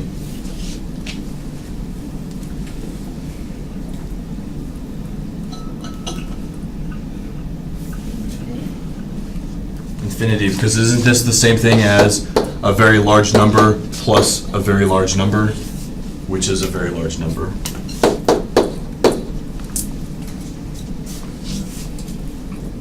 The problem is we don't know how large either of those two functions are getting. So we don't, like if the first one were larger than the second one, then this would be infinity. If the second one were larger, then it would be a negative, right? So that's why that one is indeterminate.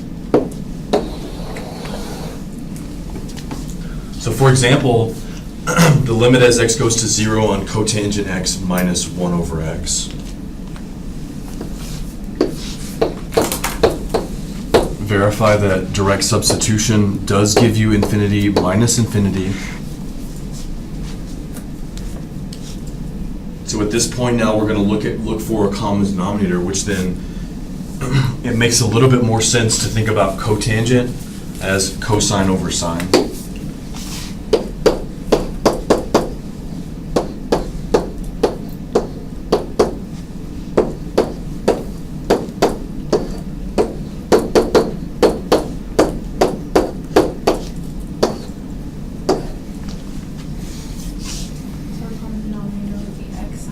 X sine x, right?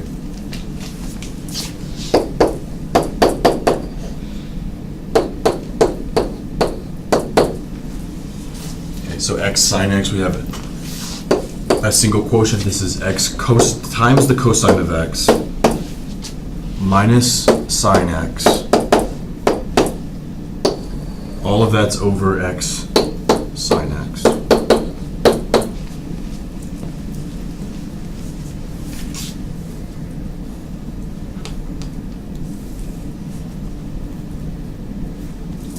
So let's just check what happens as x approaches 0. Direct substitution. We've got 0 times the cosine of 0. 0 times 1. That's 0 minus sine of 0. So that's 0 minus 0. And then on the bottom, is still 0. So that is the form now 0 over 0.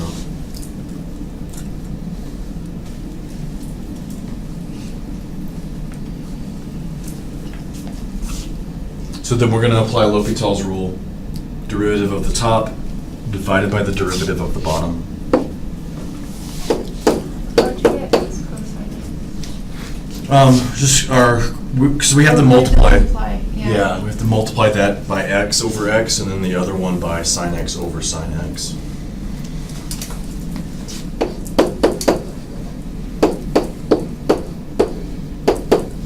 So we've got, let's maybe do these derivatives sort of down below here. So the derivative of the top, we're taking the derivative of x cosine x minus sine x, is that right? Yeah.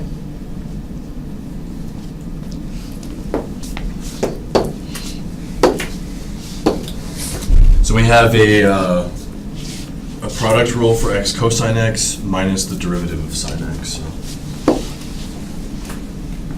So we have the first times the derivative of the second plus the second times the derivative of the first minus the derivative of sine x. So the cosines just cancel out. So it's just minus x sine x for that derivative on top.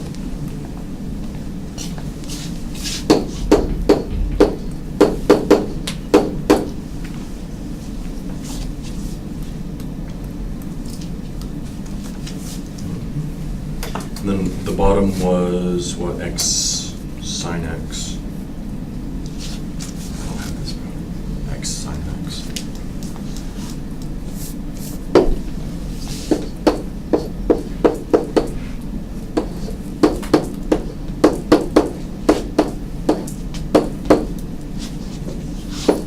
First derivative of the second plus second derivative of the first.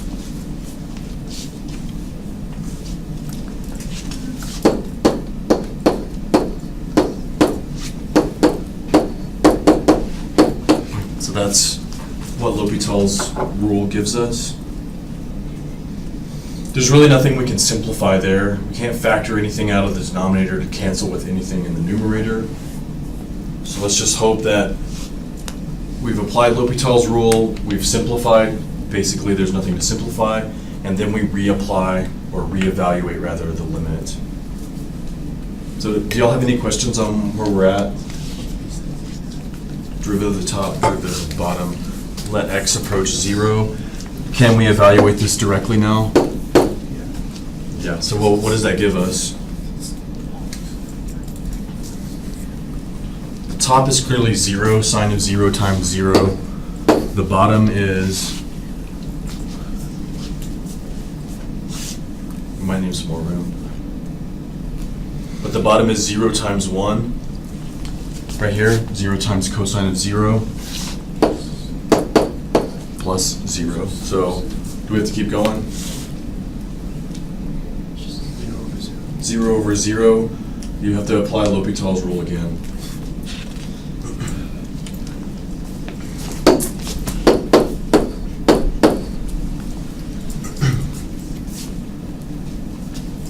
I think I actually did that one.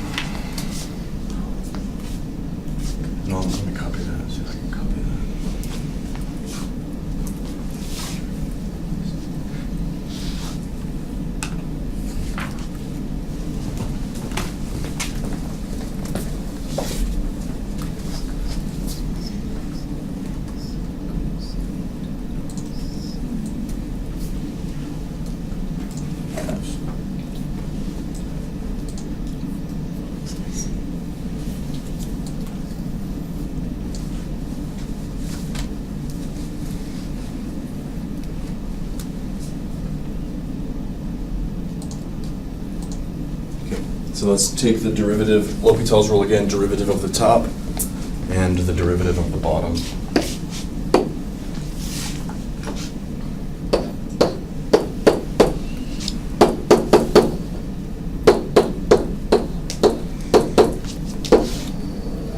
So which one did we compute the derivative for? We computed the derivative for x sine x. So here's negative x sine x, just the negative of that, negative x cosine x minus sine x.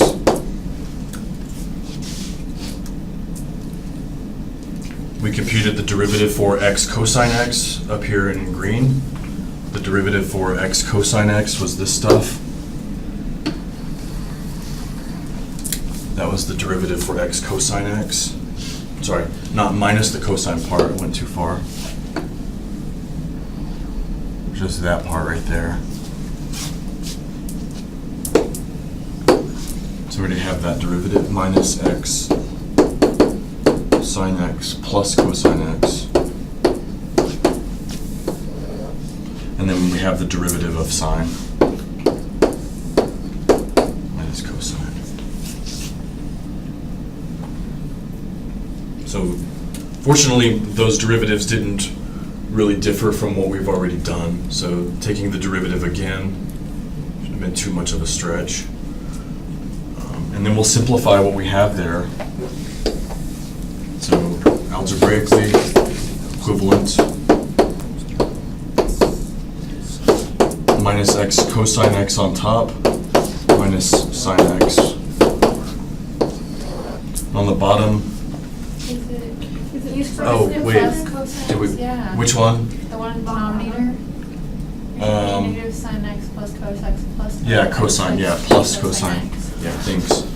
And then on the bottom, we've got minus x sine x plus 2 cosine x. Okay. So I mean, I don't know, it doesn't look really much better than the first time we did this, but let's just try again. Can we evaluate this directly? What were you gonna say? Tell me we're done. Huh? Please tell you we're done. Let's see.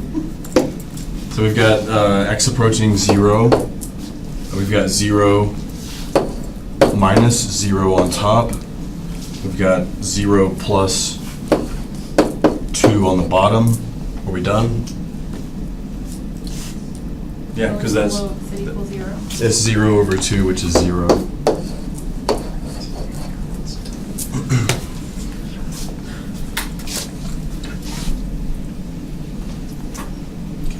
So that means the original limit here is equal to 0. This is equal to 0.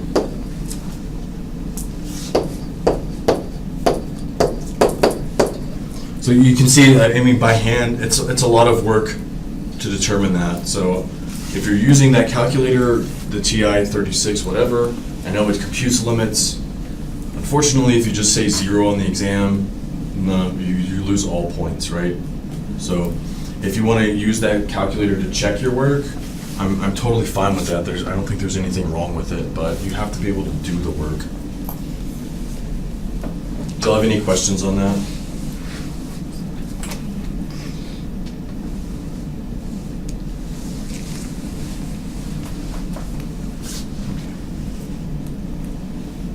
Okay, the final indeterminate form were these three.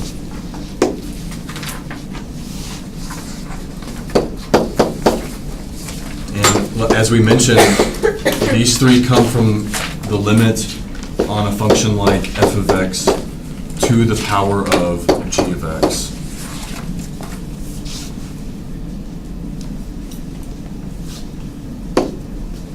And so the procedure here is if we end up with either one of those three from direct substitution, we want to think about f of x to the g of x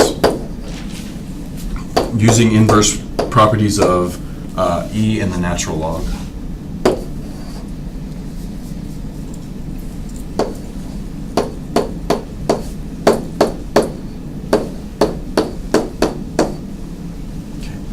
So these three forms arise from this limit here, which is equivalent to that limit.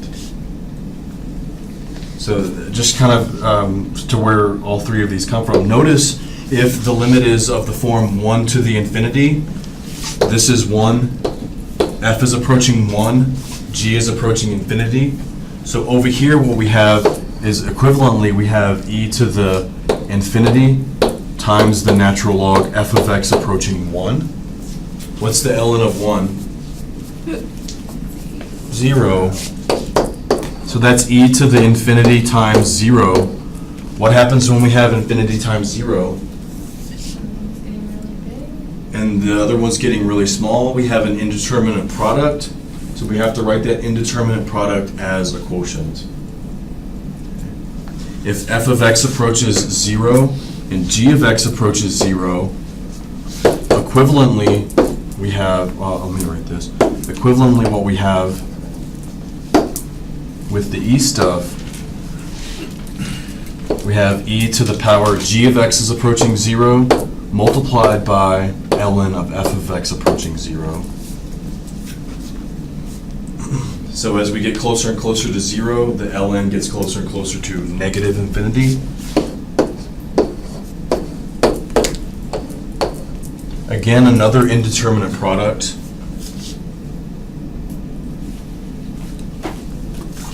And finally, infinity to the 0th power.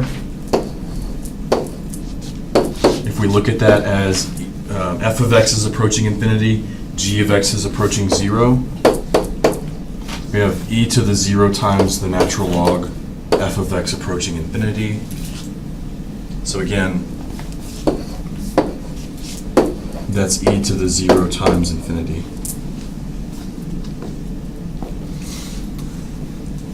So in actuality, all three of these indeterminate forms are really these indeterminate products in disguise with e attached to them.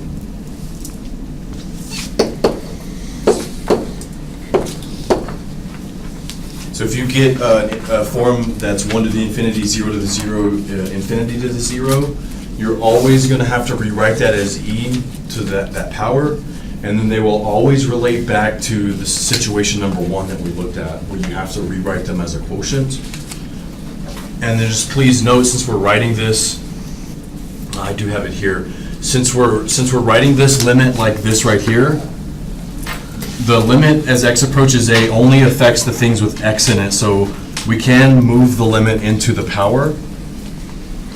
But just make sure that when you're doing these, that your final answer isn't this limit right here, because we wrote that as e to that power. So your final answer with these forms will always be e to that limit power. So just kind of look over that. We'll start looking at examples on Tuesday.